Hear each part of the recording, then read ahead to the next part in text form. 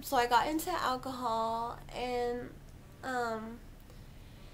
smoking weed and all that. And I first got into alcohol just because it felt so good. Like, it was so fun. And my friend and I would just do it. My friend Heather, we would just do it in my bedroom because my parents would go to sleep. And so we were safe, you know, within the walls of my bedroom. And we would just wrestle and laugh. And I started to realize, like, how fun this was making me feel, how all my problems were gone, how I didn't have any social anxiety. So then I just started stuffing my problems with alcohol. I mean, like, I couldn't go anywhere without drinking. Like, if to go to a school, like a school dance, I had to take shots before I went to the school dance, or I just couldn't, like, I couldn't go unless I was drunk.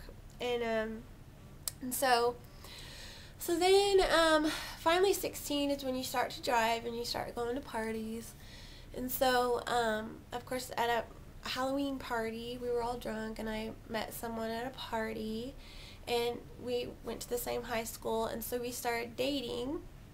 And, of course, every relationship starts out so wonderful. Like, you're just like, oh, so in love, which, not really. But, we just, it started just going real wrong. Like, he just kept wanting me to change my outfit. Like, he hated my combat boots. Like, we dressed like a thug back then. That was like the in style, you know, with the huge clothes and the combat boots. And that was just who I was. I listened to heavy metal and all that stuff. And he would constantly try to get me to change my clothes. And I'm like, I kept telling him, you met me wearing this. Like, why is it bothering you so much? And he's just like, because it looks so blah blah blah, and because you could be hot if you dress like this, blah blah blah. Again, real shallow. And just some other things that I remember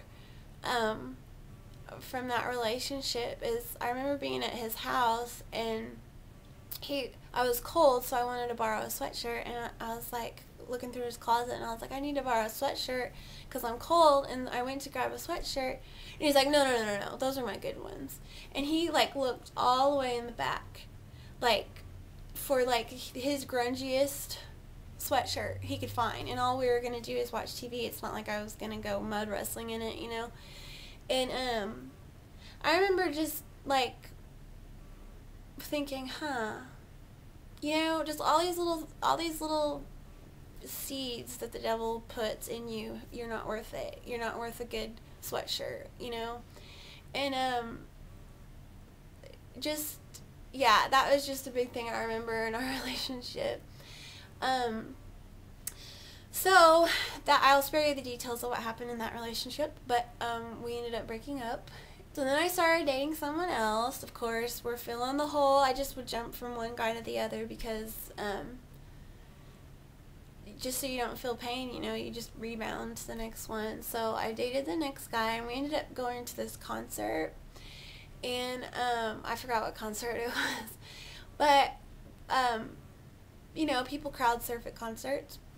And so this guy, like, was crowd surfing, and he literally just, like, fell in my arms. Like, he just fell in my arms. And I remember we stared at each other, and I don't know if he remembers this at all, but I just remember thinking, like, love at first sight. I don't know. It was so strange. He was even wearing a leather jacket, and that night was the weirdest thing. I mean, of course I was drunk because we were drunk everywhere we went, but, or I was. I don't know about my friends. I can't remember. But I just remember I look back, and I was dating this one guy, but then the guy that fell in my arms, we, like, hung out all night, and I look back, and I was, like, hanging out with both of them, and that just could have made me as my character look really bad, like I was just, like, a player or something, but really, that wasn't me at all. I was just drinking, and I think I even held both of their hands at one time, and I look back, and I'm like, we must have all been smashed, because that just wasn't right. But anyways, well, we went home after the, you know, after the concert, and I thought we'd never see each other again. But then I ended up going to a United supermarket that was on the other side of town that I actually never went to, but I was going there with a friend. Well, I saw this guy that I'll call him Bob. So I saw Bob at United, and of course, you know, it's like, oh. So we switched phone numbers, and we ended up dating, and it was like, I totally fell for him, but this time it was different. Like, my dad always said that love is a choice, and I never really understood, like, what he meant like that, because I always used to say, well, no, if you hang out with someone, you can't help it, you fall in love, and blah, blah, blah, blah. But, of course, the choice is don't hang out with people you don't want to fall in love with, you know. But anyways, I remember with... Sorry, I said his name. Okay. I remember with Bob that...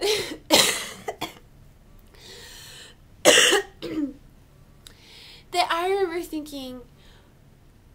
like, pretty much, I'm choosing to fall in love with him because I felt safe with him, because he wasn't a shallow, popular guy that had lots of money like my last boyfriend. And so I felt safe. I thought that surely a band nerd,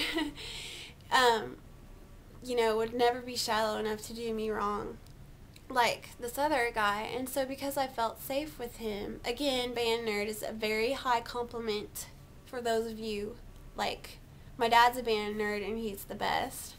But anyways, so I'm trying to make all these disclaimers because I don't want people to get offended, you know, but the people that know me, like, I would rather die than offend anyone.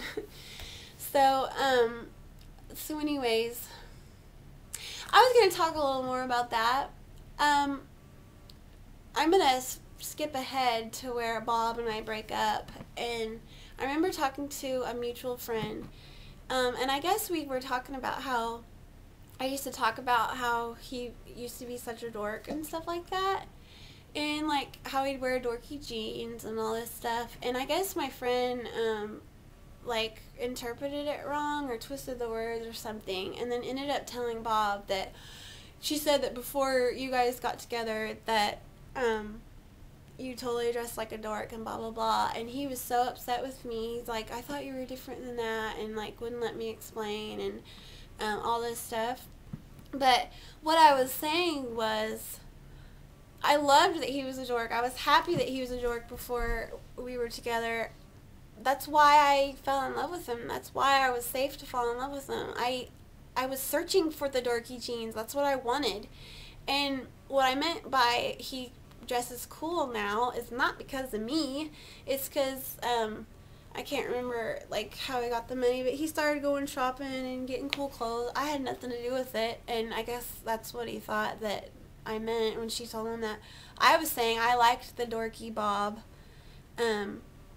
and now he's, like, not dorky anymore. And that, yeah, so can you tell I still have issues from the past? This is like 14 years ago. But it still hurts me to think that someone thought I was like, oh yeah, he, like, totally dressed dorky, and then we got together and now he's not a dork. That is, like, so not who I am ever. Like, I never, ever think that way, ever. So, that's just to clear up a little bit about myself. But anyways, so, yeah. So, I fell in love with this, like, beautiful dork. I say beautiful because he was beautiful everywhere, like, on the outside and the inside. And, so, let's just say we, like, fell, like, deeply in love, or I did, and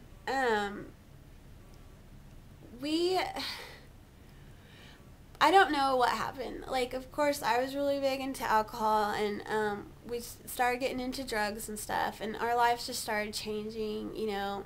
I don't know if it's because, I mean, like, I look back and I'm like, well, it was the drugs that changed us all.